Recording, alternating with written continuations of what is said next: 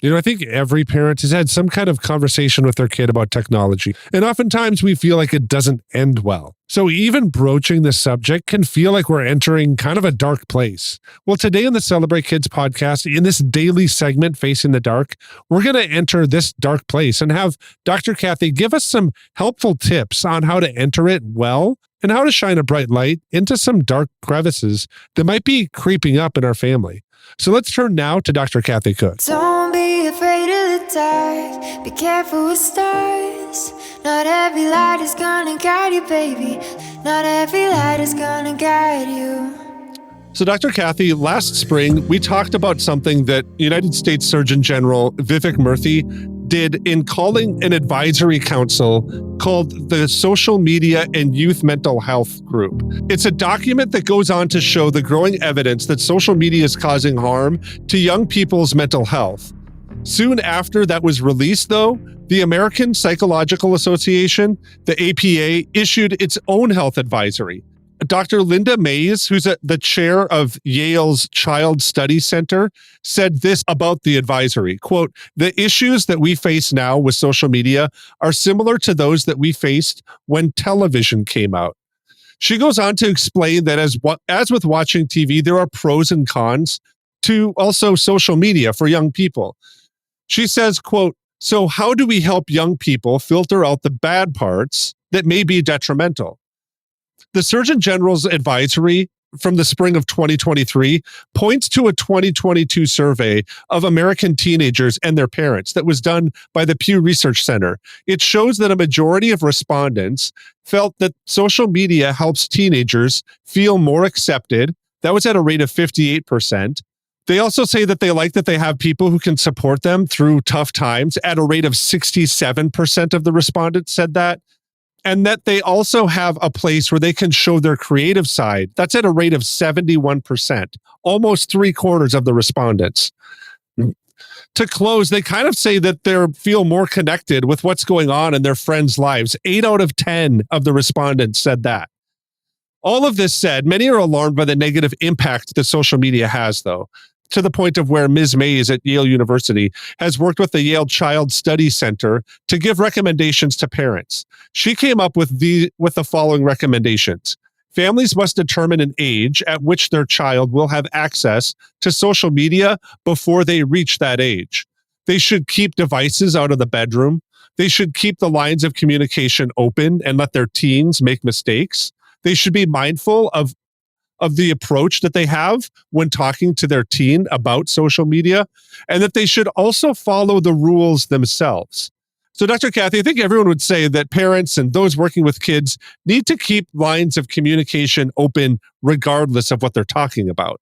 But what tactics do we actually do to attain that? Some with social media, but I mean, this is involving kind of everything. How do we actually take those steps to keep lines of communication open with the kids that we're working with or that we have in our family? That's a great question given this topic, because if we're not available to the children to talk with, they're going to seek ideas from someplace else.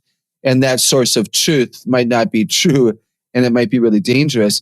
So here's the first thing I'm going to say, Wayne. We have to talk to kids when they're little. When your children are 3, 4, 5, 6 years old, you have to listen to the long, rambling story. You have to sit with them at bedtime and listen to their dialogue. I mean, you have to be available when they're little so that they learn that we are resources of joy and wisdom and truth and mercy. And if someone's listening to the podcast and they weren't available when their children were little, then we apologize. And we say, hey, Janie, are you not coming to me with the heart issues because I wasn't available when you were little? I'm so sorry. And I'm so grateful that I'm now able to be present. And would you give me another chance?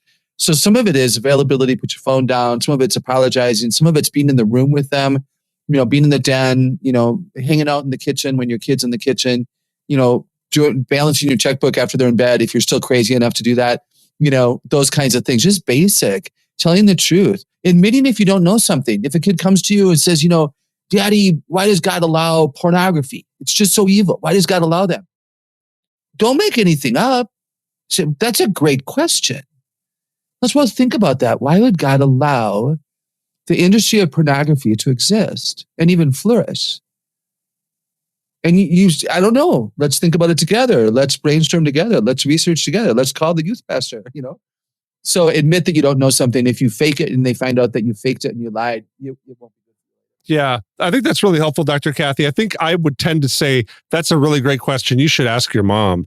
I don't think that would really help my marriage out, though. So I think I'm kind of like in a bad spot here. I don't know if the recommendations you're giving me are something that my wife would appreciate. But I do want to ask you something kind of going off of that. How do we kind of engage kids in this topic? Because I think there's many times kids won't necessarily say, hey, I've got this question, especially teenagers as they grow older, right?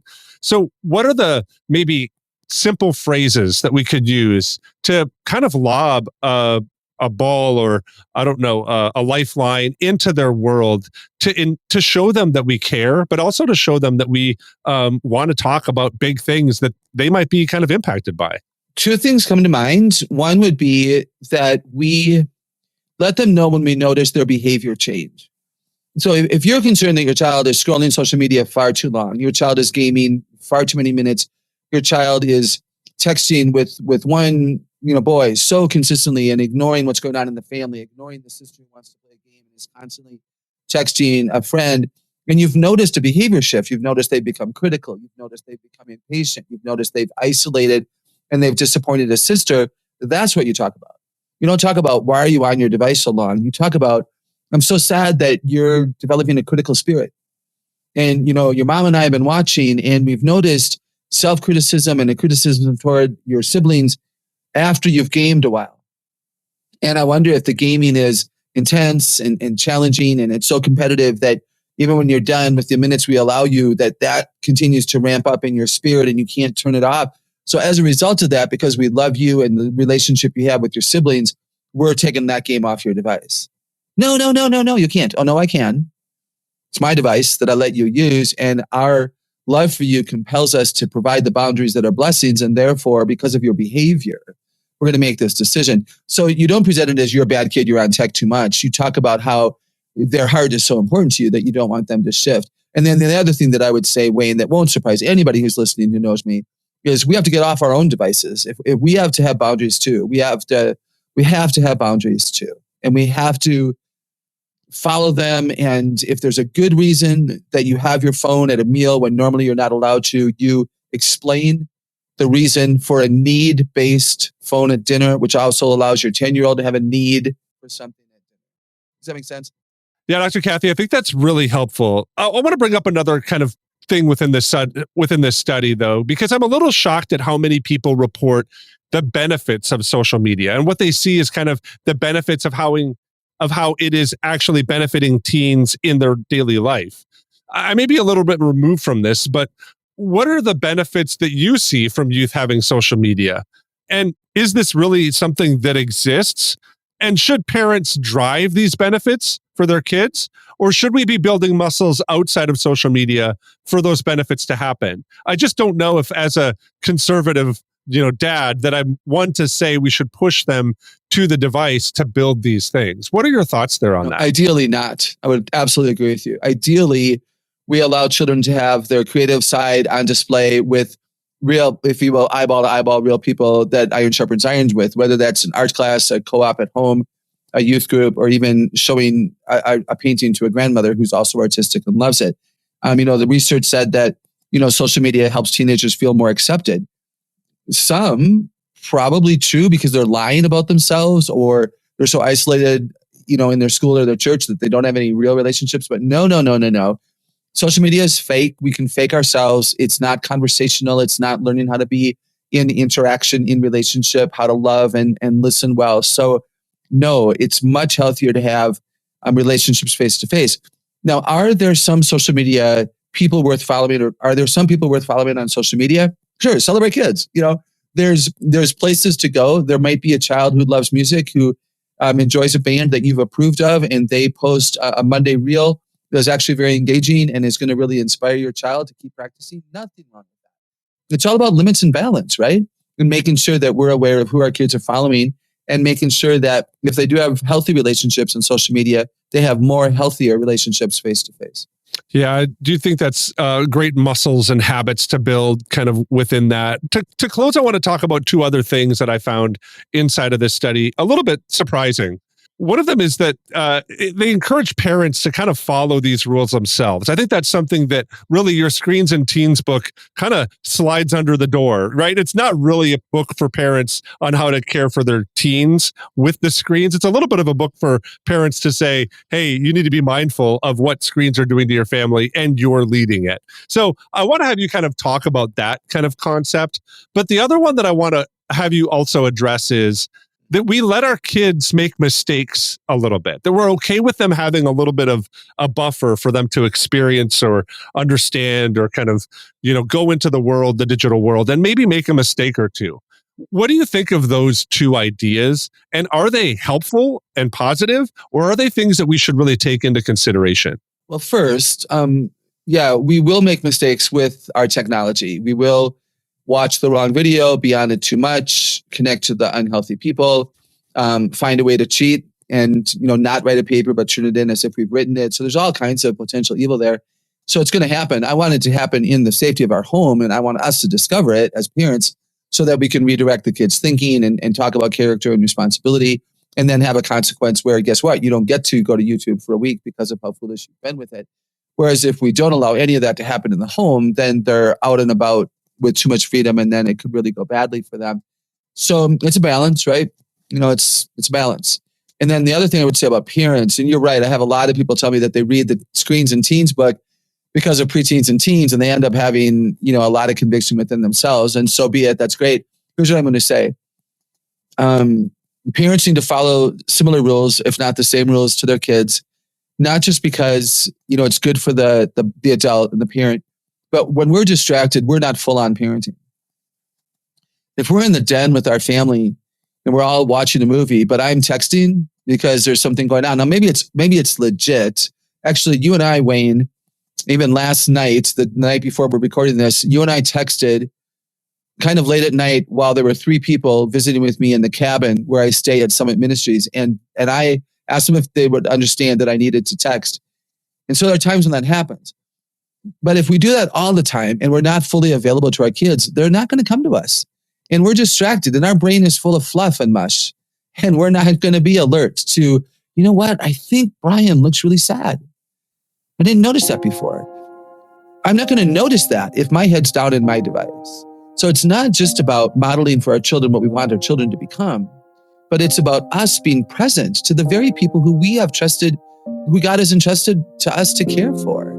We can't be distracted. There's too much evil in the world. Even in the home it comes in. We have to be alert, and that means we are careful with when and how we use our devices. As Dr. Kathy was talking, I was reminded of a passage that comes out of Romans chapter 15, and I'm going to begin reading at verse 1. We who are strong ought to bear with the failings of the weak and not to please ourselves. Each of us should please our neighbors for their good, to build them up. For even Christ did not please himself, but, as it is written, the insults of those who insult you have fallen on me. For everything that was written in the past was written to teach us, so that through the endurance taught in the scriptures and the encouragement they provide, we might have hope. May the God who gives endurance and encouragement give you the same attitude of mind toward each other that Christ Jesus had, so that with one mind and one voice, you may glorify the God and Father of our Lord Jesus Christ. I think what Paul's saying here in Romans chapter 15 is really important for us and is an encouragement for us. That in the same way that Paul was calling the believers to understand their calling to unite and also to carry the burdens that some others may have that we might not, and then also to do it in such a way that is sacrificial, like Dr. Kathy said, maybe to put down our phones or to put down the things that maybe aren't so much grabbing at our hearts in the same way that they would be our kids. And then also to build an endurance in Christ, to seek peace and love for each other. These conversations are dark places. They can be really dark places for some kids and some family members. But our calling in this is not only to honor the Lord, but also to honor those that we're working with. And I think engaging these conversations is a way that we can have and cast some bright lights into dark times. I want to thank you for listening to the Celebrate Kids podcast in this, our daily segment, Facing the Dark. On behalf of Dr. Kathy Koch, my name is Wayne Stender, and I'm thankful that you're listening today, and I'm looking forward to seeing you here again tomorrow.